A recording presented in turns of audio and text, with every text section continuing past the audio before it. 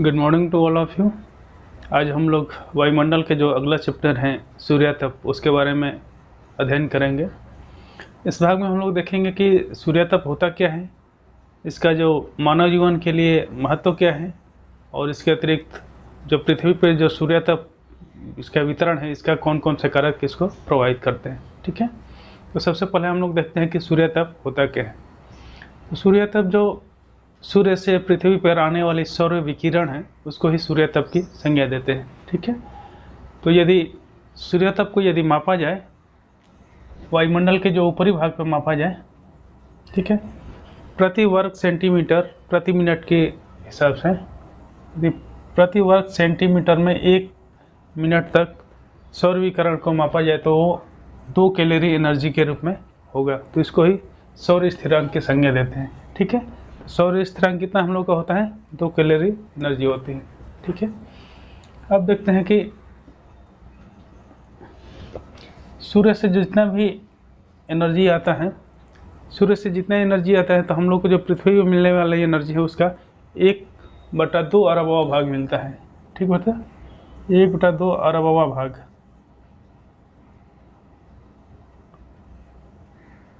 ठीक है, इतना 1/2 अरबवा भाग प्राप्त होता है। वो भी कितना होता है, लगभग 23 खरब अश्व शक्ति के बराबर होता है।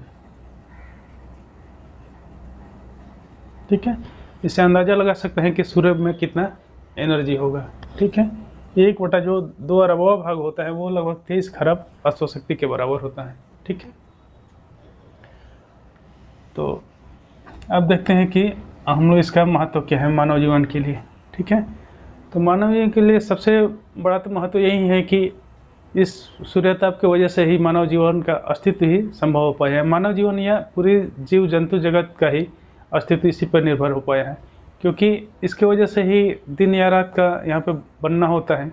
यदि सूर्यताप नहीं होता तो पूरी तरह से अंधेरा ही रहता है यहाँ पे, तो फिर मानव जीवन ही अस्तित्व में नहीं रहता। इसके अतिरिक्त जो वायुमंडल का संचलन होता है, चाहे हवा पवन का बहना हुआ, आर्द्रता हुआ, या फिर जितने भी मौसमी जलवायु परिवर्तन हुआ, मौसमी घटनाएं हुआ, सब सूर्यताप की वजह से ही होता है। ठीक है, इसके अतिरिक्त जो भूजैव रासायनिक चक्र है सूर्यताप के ही वजह से चलता है। कहने का तात्पर्य है कि जो पृथ्वी पे सबसे बड़ा ऊर्जा का स्रोत है वो सूर्य ही होता है। ठीक है, जो जलीय भाग में जो महासागरों में जलधाराओं का संचलन होता है वो भी सूर्यताप के कारण ही होता है, क्योंकि उसी के कारण से पवन का जनरेट होता है, और जो पवन के कारण ही जो जलधाराओं का भी संचलन होता है। ठीक है, तो इसका महत्व हम लोग समझ सकते हैं कि जो सूर्यताप का मानव जीवन के लिए या पूरा जंतु जगत के लिए कितना महत्व है। ठीक है, यदि आध्यात्मिक रूप से भी इसको देखा जाए तो जैसे माना जाता है कि भगवान पूरे सृष्टि का संचलन करते हैं। ठीक है, तो इसमें तो थोड़ा संदेह भी हो सकता है कि किसी को कोई भगवान को मानता है, कोई नहीं मानता है, लेकिन जो सूर्य से आने वाला जो सूर्यताप है या सूर्य है, इसका तो डायरेक्ट ही प्रभाव हम लोग के ऊपर पड़ रहा है, क्योंकि इसके वजह से ही सीधे सीधे दिख रहा है कि पूरा मानव जीवन का अस्तित्व रहेगा या नहीं रहेगा। ठीक है, तो सबसे बड़ा भगवान तो सूर्य को ही माना जाना चाहिए। इसी कारण सब लोग, ज़्यादा लोग सूर्य को पूजा भी करते हैं। ठीक है, तो कहने का तात्पर्य है कि मानव जीवन के लिए सूर्य का काफ़ी महत्व है। ठीक है, तो इसलिए हम लोग का इसका अध्ययन काफ़ी आवश्यक हो जाता है। विशेष रूप से भूगोल के विद्यार्थी के लिए और भी हो जाता है कि उनका एक जिम्मेदारी और भी बढ़ जाती है। ठीक है, तब हम लोग देखते हैं कि सूर्य के जो सूर्यताप को वितरण को प्रभावित करने वाले कौन कौन से कारक हैं। ठीक है, तो जो सबसे पहला कारक है किरणों का तिरछापन है। जैसे कि हम लोग जानते हैं कि पृथ्वी है लगभग 66.5 डिग्री पर झुकी हुई है। ठीक है, ठीक है, ये सीधे ना होकर के 66.5 डिग्री पर झुकी है, तो सूर्यताप से जो भी मात्रा आता है, सूर्यताप आता है, पृथ्वी पर समान रूप से वितरित नहीं होता है। ठीक है, जो सीधे पड़ता है वहाँ पे सीधे पूरा मिल जाता है, 100% मिलता है जो सीधा होता है। जो तिरछापन होता है तो यहाँ पे कम भाग मिल पाता है। जैसे इसको हम लोग दे सकते हैं अक्षांश की दृष्टि से कि यहाँ पे दिया गया है कि जो 0 डिग्री अक्षांश है या विषुवत रेखा पर पूरा 100% सूर्यताप का मात्रा मिल रहा है, और जैसे जैसे ध्रुवों की तरफ बढ़ते जा रहे हैं धीरे धीरे कम होते जा रहा है। 30 डिग्री पे 88 डिग्री है, 70 डिग्री पे 47 डिग्री है, 90 डिग्री पे 42 ही है। ठीक है, जो सूर्यताप का जो परसेंटेज है, ठीक है। तो इस प्रकार हम लोग देख सकते हैं कि जो पृथ्वी का जो तिरछापन है, इसका तिरछापन है, इसकी वजह से सूर्यताप का मात्रा प्रभावित होता है। इसीलिए जो सामने पड़ने वाला भाग ज़्यादा गर्म होता है और कम पड़ने वाला भाग जो तिरछा पड़ता है, या इधर वाला जो भाग होता है जहाँ पे तिरछा पड़ता है वहाँ पे कम तापमान मिल पाता है, तो ठंडे भाग का होता है, ठीक है। दूसरा चीज़ है, दूसरा कारक है पृथ्वी से सूर्य की दूरी, ठीक है। तो जैसा कि हम लोग जानते हैं कि पृथ्वी सूर्य के चारों तरफ चक्कर लगाती है, तो वो चक्कर वृत्ताकार मार्ग में नहीं लगाती है बल्कि अंडाकार मार्ग में लगाती हैं, ठीक है। अंडाकार मतलब कभी दूरी से ज़्यादा होता है, कभी दूरी कम होता है, ठीक है। तो ये जो दूरी पृथ्वी से सूर्य की सर्वाधिक दूरी होती है वो जुलाई में होती है। 4 जुलाई को पृथ्वी से सूर्य की दूरी मतलब सब सर्वाधिक दूरी होती है। इसको अपसौर की संज्ञा देते हैं, ठीक है, अपसौर या एपेहिलियन,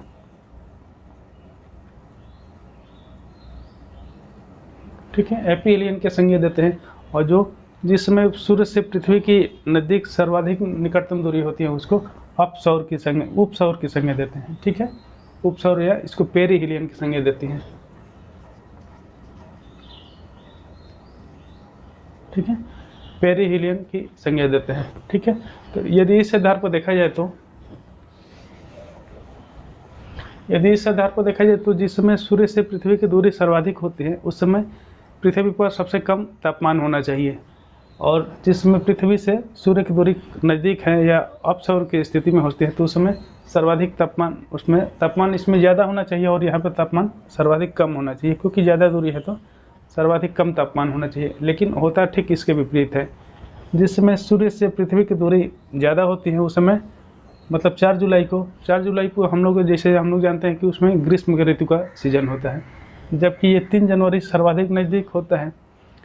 लेकिन 3 जनवरी को हम लोग के यहाँ जाड़े का मौसम होता है, ठीक है। तब इसका कारण समझते हैं कि क्यों ऐसा होता है।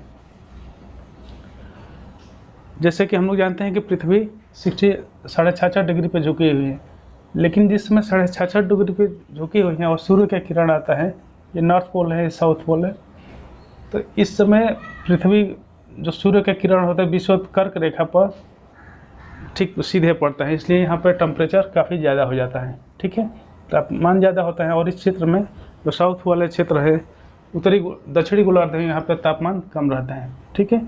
तो सर्वाधिक प्रभाव इसी का पड़ता है कि इसी वजह से यहाँ पर ग्रीष्मकाल का मौसम पड़ता है, इसमें सीधी रेखा होने के कारण से। लेकिन जो दूरी की वजह से बस इतना ही मतलब होता है कि जितना ये सीधे ग्रीष्म ज़्यादा पड़ना चाहिए उससे 7% कम पड़ता है, ठीक है। 7% जो ग्रीष्म है माने तापमान कम होता है, ठीक है, ये दूरी की वजह से। नहीं तो यदि ये दूरी ज़्यादा नहीं रहता तो और भी ज़्यादा 7% टेम्परेचर ज़्यादा होता है, यहाँ का तापमान और भी हाई हो जाता है। जबकि इस वाले भाग में जो नज़दीक रहता है इसमें पृथ्वी का जो नज़दीकी कारण से तापमान थोड़ा सा और ज़्यादा अधिक हो जाता है, ठीक है, जो कि इसमें ठंडे का समय होता है, जो सूर्य होता है तो इस यहाँ पर आ जाता है, ठीक है। और साउथ गोलार्ध में ये मान लीजिए सन है, ये साउथ दक्षिणी गोलार्ध में सीधे पड़ता है या मकर रेखा पर सीधे पड़ते हैं, तो इस भाग में तापमान ज़्यादा होता है, ठीक है। ये जनवरी के समय में तापमान यहाँ पर ज़्यादा होते हैं, तो यहाँ पे तापमान ज़्यादा होना चाहिए, ठीक है, ये साउथ में ज़्यादा होना चाहिए और नॉर्थ में कम होना चाहिए। लेकिन नॉर्थ में यहाँ पे टेम्परेचर कम क्यों होता है, क्योंकि थोड़ा सा ज़्यादा ये सूर्य की जो नज़दीकी हैं 7% ज़्यादा बढ़ा देती हैं, 7% ज़्यादा तापमान बढ़ा देती हैं, इसलिए जितना यहाँ पे ठंडी पड़ना चाहिए उतना ठंडी नहीं पड़ती हैं, बल्कि 7% थोड़ा सा अधिक हो जाती है, ठीक है। तो ये रहा सूर्य से दूरी का प्रभाव। अब अगला देखते हैं ये दिन की अवधि। जैसे कि हम लोग जानते हैं कि पृथ्वी जैसे झुकी हुई है, पृथ्वी 66.5 डिग्री पर झुकी हुई, तो कहीं पे ज़्यादा तप यहाँ पे ज़्यादा देर तक वो दिन का समय होता है, कहीं पे कम हो जाता है। जहाँ पे सीधा पड़ता है ज़्यादा देर तक होता है, जैसे अक्षांशों के अनुसार भी देख सकते हैं, जैसे 0 डिग्री अक्षांश पे यह विषुवत रेखा पे 12 घंटा के दिन और 12 घंटे का रात होता है। उसी तरह से 31 डिग्री पे 14 घंटा का दिन होता है। और जैसे जैसे ध्रुवों की तरफ बढ़ते जाते हैं वैसे वैसे जो दिन का अवधि होता है ज़्यादा बढ़ते जाता है। और यहाँ तक कि 90 डिग्री पर आते आते 6 माह का दिन हो जाता है। ठीक है, तो 6 माह का दिन होगा। यदि फिर यही बात उत्तरी गोलार्ध में चले जाए तो 6 महीने का दिन है, 6 महीने का रात होता है। इस यही कारण होता है कि ठीक है, इस भाग में जैसे उत्तरी गोलार्ध में 6 महीने का दिन होगा, जिस समय दक्षिणी गोलार्ध में सूर्य चला जाता है उस समय 6 महीने का रात हो जाता है। और यहाँ पे 6 महीने का दिन और 6 महीने का रात फिर दिन होना शुरू हो जाएगा। ठीक है, तो ये हमेशा में इस बात को ध्यान में रखिएगा कि 6 महीने के दिन और 6 महीने का रात इसी कारण से होता है कि जब सूर्य उत्तरी गोलार्ध में जाता है तो उत्तरी जो पोल होता है, नॉर्थ पोल पे 6 महीने का दिन हो जाता है। ठीक है, और जो जिस समय दक्षिणी गोलार्ध में चमकता है सूर्य या मकर रेखा पर आ जाते हैं तो यहाँ पे 6 महीने का दिन हो जाता है। ठीक है, तो ये निरंतर हर 6 महीना पर चेंज होते रहता है। और बाकी जो अक्षांश हैं इसमें समय इसके अनुसार देख रहे हैं, इसी के अनुसार बदलता रहता है। ठीक है, तो इसी कारण ये होता है कि कहीं पर तापमान ज़्यादा मिलता है, कहीं तापमान कम मिलता है।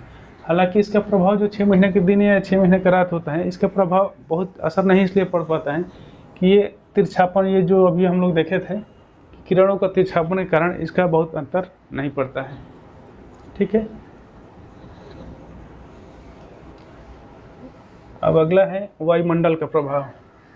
ठीक है, जो सूर्यताप के वितरण में वायुमंडल का प्रभाव देखते हैं किसे प्रभावित करता है।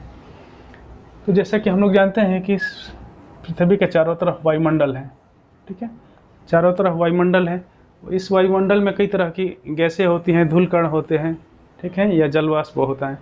तो ये सौर विकिरण आती हैं तो सबके साथ ये सौर विकिरण के साथ जितने भी इसमें तत्व मिलते हैं वो अलग अलग व्यवहार करते हैं।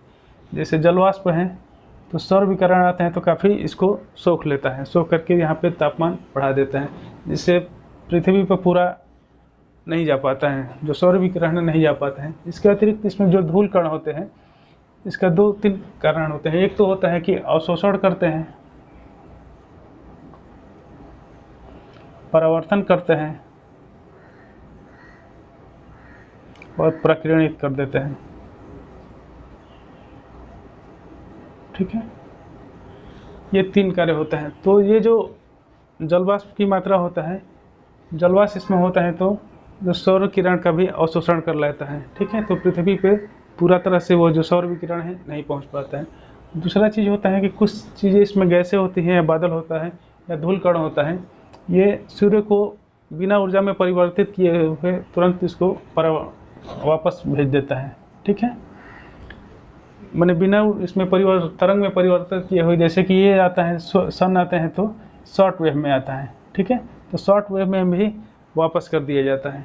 ठीक है, तो परावर्तन हो जाते हैं, बिल्कुल परावर्तन हो जाते हैं। इसका जो तापमान में वृद्धि में कोई योगदान नहीं होता है, जो भी परावर्तन हो जाता है इसको एल्बिडो की संज्ञा देते हैं। ठीक है, एल्बिडो से कहा जाता है कि जो सूर्य से आने वाली जो किरण होती है, शॉर्ट वेव किरण होती है, उसको बिना ऊर्जा में परिवर्तित किए हुए डायरेक्ट उसी माध्यम से वापस भेज दिया जाता है, तो इसको एल्बिडो की संज्ञा देते हैं। ये हर पदार्थ का अलग अलग एल्बिडो होता है। जैसे पृथ्वी का अलग होता है एल्बिडो, जो धूल कण होते हैं या जो वनस्पतियाँ होती हैं या बादल होते हैं, सबका एल्बिडो अलग अलग होता है। अर्थात कहने का तात्पर्य है कि सब लोग अलग अलग मात्रा में इसको परावर्तित करने का कार्य करते हैं। ठीक है, ये तीसरा होता है प्रकीर्णित। जो विषय भी उसमें धूल कण होते हैं तो उस पर जो सूर्य का विकिरण पड़ता है तो चारों तरफ से उसको फैला देता है, चारों तरफ फैला देता है। जैसे इसके लिए भी जब फैल जाता है तो जैसे हम लोग देखते हैं कई रेंज में फैला देता है, कई कलर में दिखता है। इसीलिए जो सूर्य का जो आकाश वाला भाग है वो नीला कलर का दिखाई देता है। ठीक है, जो ये भाग हम लोग आकाश में देखते हैं तो नीला कलर का दिखाई देता है, या सूर्योदय या सूर्यास्त के समय भी जो लालिमा दिखाई देती है वो विकिरण के कारण ही होता है। ठीक है, तो अभी हम लोग जैसे देख रहे हैं कि जितना सोलर एनर्जी आ रहा है या सूर्य विकिरण आ रहा है उसका अधिकांश भाग अवशोषण हो जा रहा है, कुछ भाग परिवर्तन हो जा रहा है और कुछ भाग को प्रकीर्णित किया जा रहा है। इसलिए पूरी तरह से जो जितना भी सूर्य विकिरण का भाग आ रहा है पूरी तरह से पृथ्वी को नहीं मिल पा रहा है। इसका मात्र 51% भाग ही जो जितना भी सूर्य विकिरण आता है उसके 51% भाग ही पृथ्वी को मिल पाता है। ठीक है, और इसमें भी पृथ्वी है कम से कम 29 से लेकर 34% तक ये एल्बिडो के रूप में काम करती है। एल्बिडो मतलब कि ये बिना इसको ऊर्जा में परिवर्तित किए हुए तुरंत इसको वापस भेज देती है। ठीक है, वापस भेजती है। तो इस 34% का, 29 से 34% का इस पृथ्वी को गर्म करने में या वायुमंडल के गर्म करने में बिल्कुल ही योगदान नहीं होता है। ठीक है, इसको डिटेल में हम लोग उसमें बजट में देखेंगे कि कितना % भाग सूर्य से आ रहा है और कितना % भाग कहाँ कहाँ पे यूज हो रहा है। ठीक है, तो इस कारण भी हम लोग देखते हैं कि जो सूर्य ताप को जो प्रभावित करने वाले जो कारक हैं इस टाइप से उसको प्रभावित करते हैं। ठीक है, अब देखते हैं कि वायुमंडल सौर कलंक। जैसे कि हम लोग जानते हैं कि चंद्रमा पर भी जैसे धब्बे पाए जाते हैं या कलंक पाए जाते हैं, उसी तरह से सूर्य में भी धब्बे या कलंक पाए जाते हैं। ठीक है, सूर्य में ये धब्बे या कलंक ये पाए जाते हैं। ये कलंक या अस्थायी नहीं होते हैं, अस्थायी होते हैं। ये चक्रीय रूप से होते हैं। लगभग इसका चक्र 11 साल का होता है। 11 साल के बाद से काफ़ी ज़्यादा मात्रा में बढ़ जाते हैं और कभी काफ़ी कम हो जाते हैं। जिस समय ये सौर कलंकों का सूर्य में सौर कलंक की वृद्धि होती है, उसमें निकलने वाली ऊर्जा भी काफ़ी ज़्यादा वृद्धि हो जाती है और पृथ्वी पर भी आने वाली ऊर्जा में वृद्धि हो जाती है। इसलिए वहाँ पृथ्वी का भी जलवायु उससे ज़्यादा प्रभावित होता है। और जिस समय सौर कलंक कम होते हैं उस समय इसके द्वारा जो सूर्य के द्वारा निकलने वाला फोटोन होता है, एनर्जी होता है, कम होता है और इसलिए पृथ्वी पर भी उसका कम एनर्जी आ पाता है और इससे भी जो पृथ्वी का जलवायु है या मौसम है प्रभावित होता रहता है। ठीक है, तो ये रहा सूर्य ताप को प्रभावित करने वाले कारक है। उम्मीद कर रहा हूँ कि अच्छे से समझ में आ गया होगा। ठीक है, और यदि कहीं कन्फ्यूजन हुआ तो कमेंट बॉक्स में दीजिएगा, फिर आगे इसका जो अगला भाग होगा उसमें बजट होगा। ठीक है, उसमें बजट, इसको हम लोग अगले क्लास में देखेंगे। इसमें और भी क्लियर हो जाएगा ये चीज़ें कि कहाँ पे कितना मात्रा जो सूर्य से आने वाला जो उसमें विकिरण है, कितना मात्रा अवशोषण हो रहा है, कितना विकिरण हो रहा है और कितने का परावर्तन हो रहा है। ठीक है, तो पूरी तरह से अगले जो क्लास होगा उसमें और भी क्लियर हो जाएगा इसका। ठीक है, तो आज के लिए यहीं तक। ठीक है, फिर कल उसमें बजट देखते हैं। ठीक है, धन्यवाद।